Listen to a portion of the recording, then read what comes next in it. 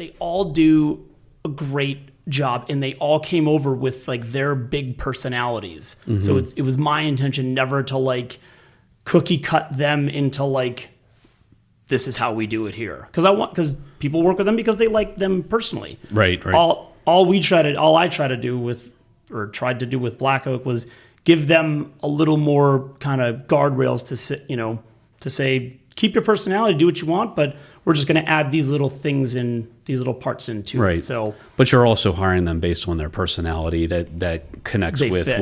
what your vision and mission is also. Yeah, absolutely. Yeah. Man, so gosh, there's so many questions I want to ask you. We dipped into it a little bit, but talk about your leadership style. I mean, you're not the dictator. It doesn't seem like you're the dictator from up top. You know, you are allowing the team to have some input into what's going on.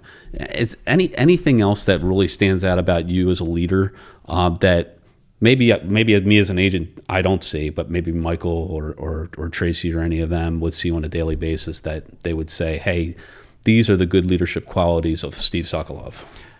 Well, I hope they'd say this. Sure. Let's get caller number 1 on the line right now. And mute my mic. Yeah, I mean, and again, I love reading up on things and I love seeing things, and one of the things when I was opening Black Oak was, we'd all worked places where you go into work and you're like dreading going into work every day. Yeah. Right. So, for one, like I always said, if I ever did it, I would never, I want to create a place where like, I would want to go to work every day. Yeah.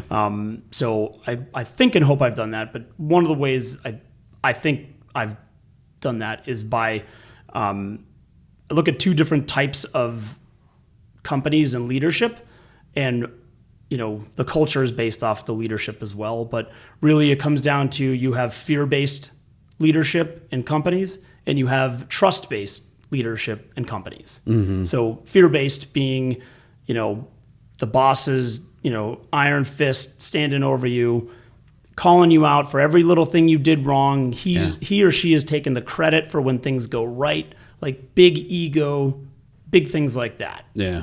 No autonomy, or if you have autonomy, you're throwing the other one under the bus so you can save your own hide, right? Yeah. Trust base is, hey, you know what? I hired you based on these qualifications and, and brains and other things that work or hopefully work. Mm-hmm. So I'm going to give you autonomy, and I'm not going to micromanage and check in on you every single day. You know what's required, and I'm not going to hound you about how you get there. Mm-hmm. I'm going to help you if you want, however you want to get there. Like, I'm here as a resource, but I'm going to help you get there. But I'm not going to be,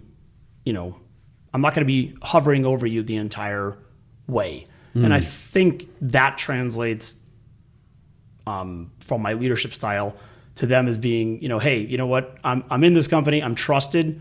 I have autonomy. So I don't want to do something that violates that trust, because mm-hmm.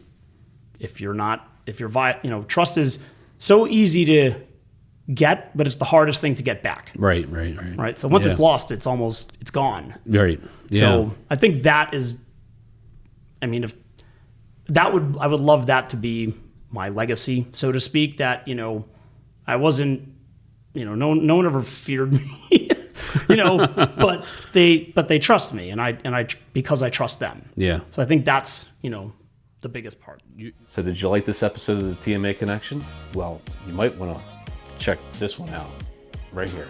Go ahead, click it. Go ahead.